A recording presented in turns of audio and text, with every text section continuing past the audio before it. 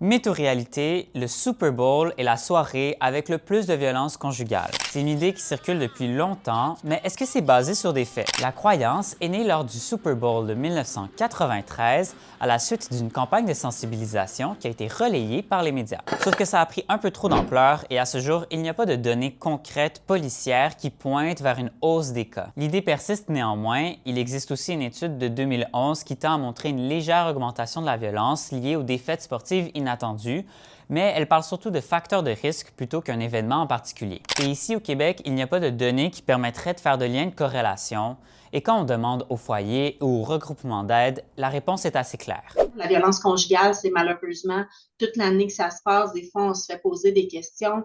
Est-ce que ça arrive plus pendant le temps des fêtes, pendant la Saint-Jean? Bon, on imagine lié aux festivités, aux gens qui consomment.